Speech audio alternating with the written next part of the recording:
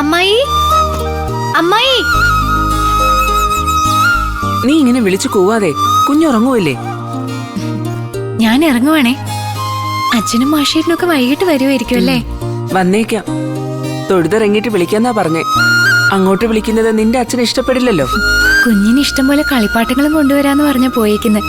അത് പിന്നെ കൊണ്ടുവരാതിരിക്കോ? ഞങ്ങളുടെ ഒരേ ഒരു പേരക്കുട്ടിയല്ലേ. അപ്പൊ മാഷേട്ടന് ശ്രുതിമോളോ?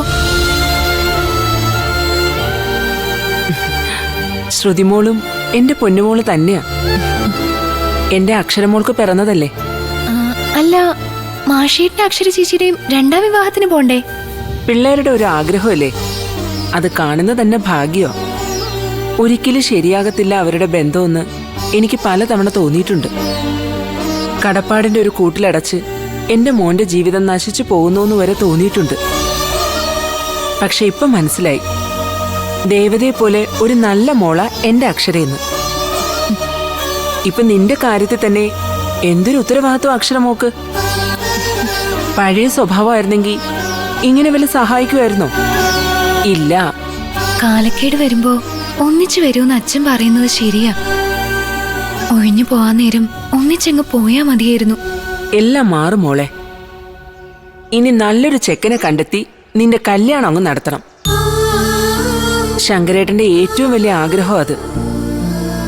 ആ ആഗ്രഹവും മനസ്സിൽ വെച്ച ആ പാവം അയ്യപ്പസ്വാമിയെ കാണാൻ പോയിരിക്കുന്നത്. എനിക്കിനിയും കല്യാണോ? അമ്മായി ചുമ്മാ തമാശ പറയാതെ. ഇനി എന്റെ ജീവിതത്തെ അങ്ങനൊന്നും ഉണ്ടാവില്ല. എനിക്കൊരു ലക്ഷ്യമുണ്ട്. ഞാനായിട്ട് തട്ടിയുടച്ച എന്റെ പഠിത്തം അത് വേഗത്തിൽ തീർക്കണം. എന്നിട്ട് ഞാൻ ആഗ്രഹിച്ച പോലൊരു ജോലി നേടണം. പോലീസാവാനായിരിക്കും അല്ലേ? ചിരിക്കണ്ട, ഞാൻ പോലീസാവുക തന്നെ ചെയ്യും. അമ്മായി നോക്കിക്കോ, അതിനധികം സമയമൊന്നും എടുക്കത്തില്ല.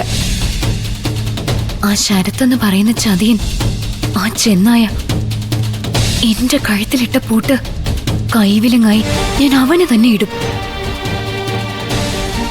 ഞാൻ ഇറങ്ങുക. അവനെപ്പറ്റി ചിന്തിച്ച തന്നെ എന്റെ ഒരു ദിവസം പോവും.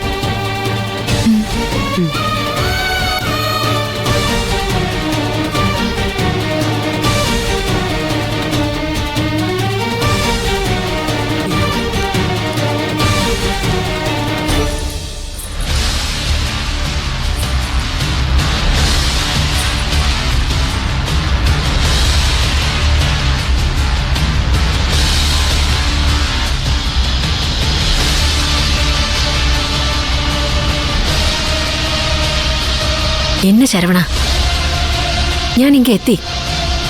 നീക്ക് കടത്തിനപ്പുറത്ത് നിന്നാ മതി. കുളന്തേമായി ഞാൻ വേഗം വരും. ശരി ശരി, നീ ഫോണ വെക്ക്.